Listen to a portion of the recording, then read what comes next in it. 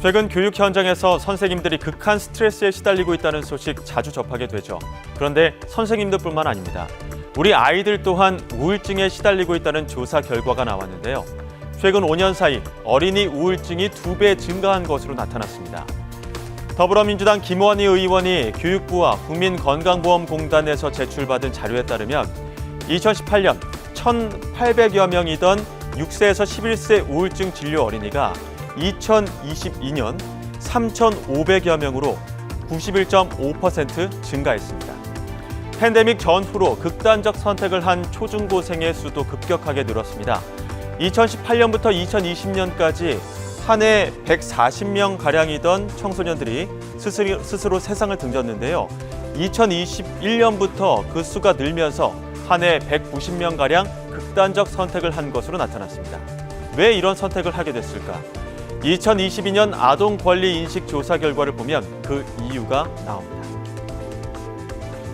아동권리보장원이 지난해 9월에서 10월 만 9세 이상 18세 미만 아동 청소년 1,379명을 대상으로 설문한 결과 응답자의 27.3%, 그러니까 4명 중 1명은 스스로 불행하다고 생각하는 것으로 나타났습니다. 불행하다고 생각하는 아동은 매년 늘었습니다. 2020년 16.5%, 2021년 18.6%였는데 2022년에는 더욱 눈에 띄게 증가했죠. 그럼 그들이 행복하지 않은 이유는 무엇일까? 주로 학업 문제와 가정 불화 등을 이유로 꼽았습니다. 스스로 불행하다고 생각하는 아이들 가운데 초등학생과 중학생은 가정이 화목하지 않아서가 33.3%로 가장 많았고, 고등학생은 학업 문제로 행복하지 않다는 답변이 40%를 차지했습니다. 지난 5년간 극단적 선택을 한 아동 청소년의 가장 큰 원인도 원인 미상을 제외하면 학업 진로 문제가 가장 많은 비중을 차지했습니다.